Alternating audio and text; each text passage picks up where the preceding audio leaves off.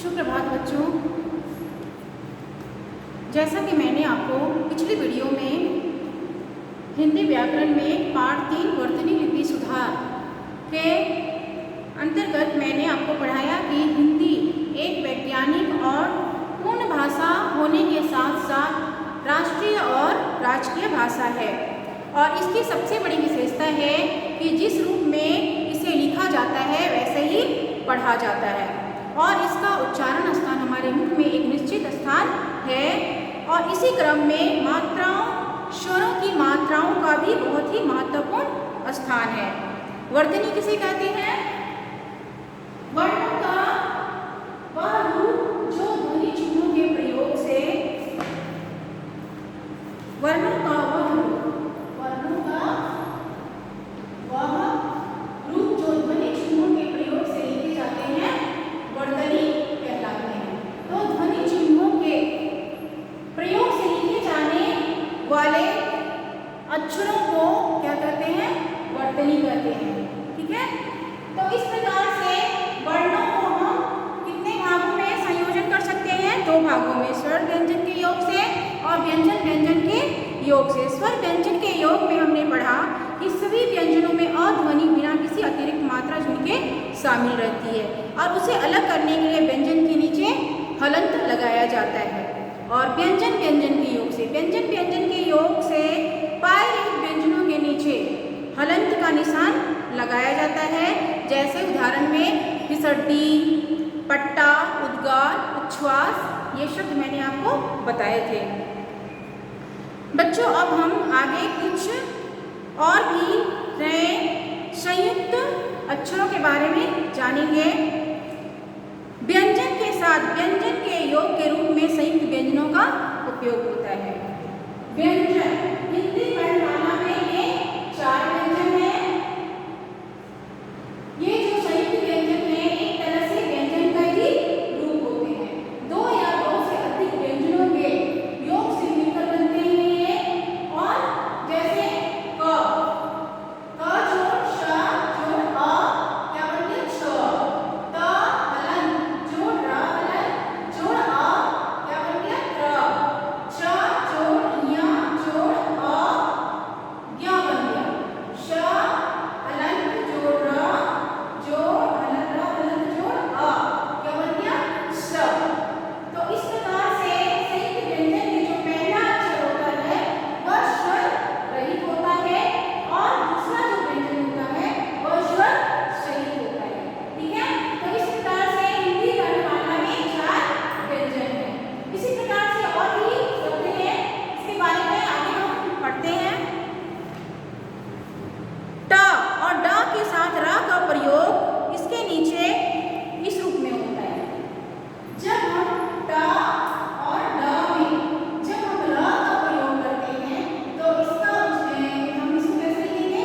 इस रूप में उच्चारण करते हैं। ट में कैसे लगाएंगे और ड में इस तरह से र लगाएंगे। तो हम इसको ट में र लगाते हैं, हम पढ़ते हैं ड्र, और ड में र लगाते हैं हम पढ़ेंगे ड्र। जैसे ट में र लगाने वाले शब्द कैसे हो गए? Train, tractor. ठीक है, ड में र लगा जैसे ड्रम। तो ऐसे शब्द जिसमें ट और ड में र लगा लेते हैं तो उसका उच्चारण ट्र और ड्र हो जाएगा। आगे है स के साथ र का स्वरूप लिखने का ढंग कुछ भिन्न होता है तो उससे क्या बनता है? श्र। जैसे कि मैंने आपको यहाँ बताया, श में र श हलन जोड़ र जोड़ आ लगाएंगे तो क्या बन जाता है? श्र। जब र स्वर सहित हो, र में क्या हो? स्वर सहित, तो जिस स्वर रहित व्यंजन के साथ इनका प्रयोग होगा तो इसका योग होता है, इसके नीचे हम इस तरह से र का प्रयोग करते हैं। इसको भी देखिए, इसको भी हम र का उच्चारण करते हैं, है ना? जब क्या होता है कि जब र स्वर रहित हो, स्वर सहित हो, तो जिस स्वर रहित व्यंजन के साथ में इसका योग होता है तब हम र का इस प्रकार से प्रयोग करते हैं। जैसे उदाहरण में प्रश्न, ठीक है, ग्रह, स्वर सहित है और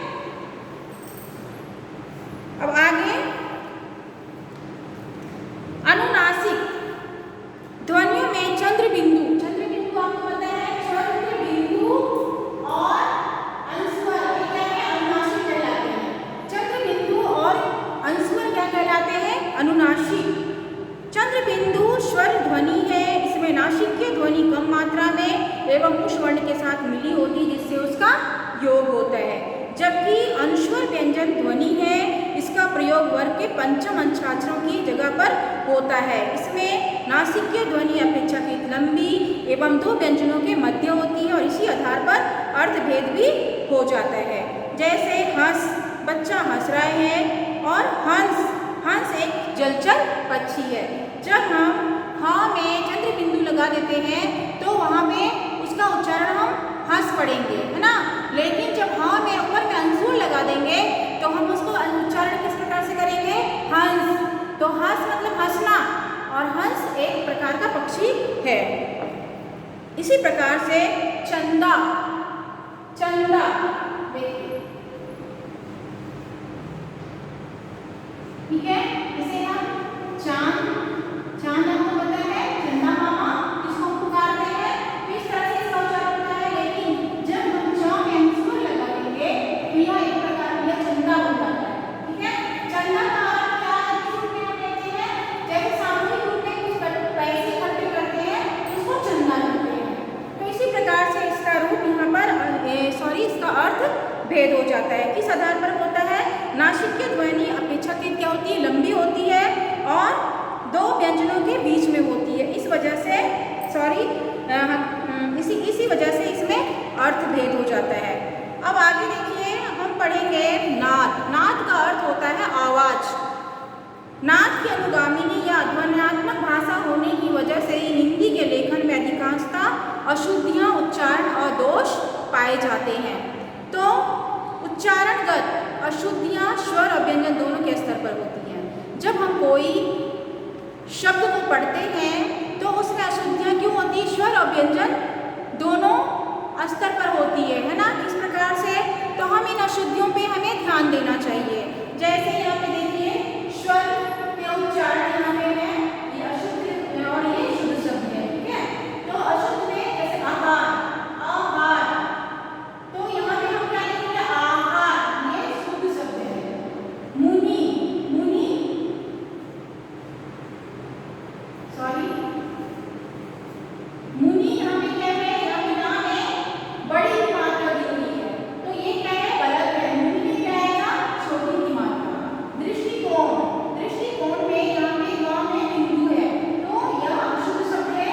हम दृष्टिकोण इस तरह से लिखेंगे, दृष्टिकोण, गाँव में बिंदु नहीं आएगा। चाहिए, चाहिए हम नहीं बोलते, चाहिए, तो चाहिए का सही हम इस तरह से लिखेंगे, चाहिए इस तरह से शुद्ध शब्द का। इसी प्रकार से आपके ग्रुप में और भी बहुत सारे शब्द हैं, जैसे सुराग, शुराग, श में छोटा ऊ नहीं लगेगा बल्कि बड़ा ऊ लगेगा। पूर्ति, पूर्ति में छोटी की मात्रा में छोटी की मात्रा न लगकर बड़ी की मात्रा लगेगी। बीमारी, ब में छोटी की मात्रा नहीं लगेगी, क्या लगेगी, बड़ी की मात्रा। बी, म में आ की मात्रा मा, र में छोटी की मात्रा री, बीमारी। तो इस प्रकार से हम शब्दों को शुद्ध और अशुद्ध बोलना और लिखना सीख सकते हैं। अब आगे देखिए व्यंजन के उच्चारण के स्तर पर। हम जब कोई भी शब्द का उच्चारण करते हैं हमसे गलतियां किस प्रकार की होती है, तो स्वर और दूसरे व्यंजन के स्तर पर होती है। तो हमने स्वर के उच्चारण के स्तर पर हमने देख लिया, आपने लिखे हैं और सारे आप ध्यान से पढ़ लेंगे।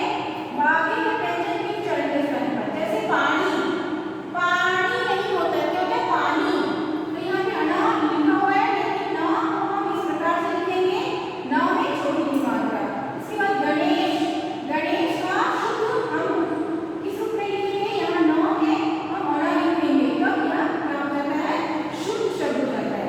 घड़ना, घड़ना नहीं कहेंगे, हम क्या कहेंगे, गणना, है ना, गणना। अशोक, अशोक में ये शाना होकर करीब शब्द होता है, तो यह शुद्ध शब्द होगा। देश, देश में यह शाना होकर करीब शब्द होगा, तो क्या बन जाएगा, देश। वन, वन का क्या होगा, वन। रणभूमि, रणभूमि में जो यहाँ पे न लिखा हुआ है, यहाँ पे अना लिखेंगे। रामायण, रामायण में भी न लिखे, न लिखेंगे। अमावस्या, अमावस्या में करीब शब्द आधा न लिखे, ये वाला शब्द लिखेंगे। किरण, किरण के भी नाम की जगह पे बड़ा वाला किरण नाम लिखेंगे। तो इस प्रकार से हम शब्दों को सही शुद्ध उच्चारण और लेखन कर सकते हैं। आप अपनी पाठ्य पुस्तक में और भी बहुत सारे शुद्ध और अशुद्ध शब्द दिए हुए हैं, ध्यानपूर्वक पढ़िएगा और उसे समझने का प्रयास कीजिएगा। तो मैं आशा करती हूँ आपको वर्तनी लिपि सुधार संबंधित सभी पार्ट्स आपको समझ में अच्छी तरह से आ गया होगा। धन्यवाद।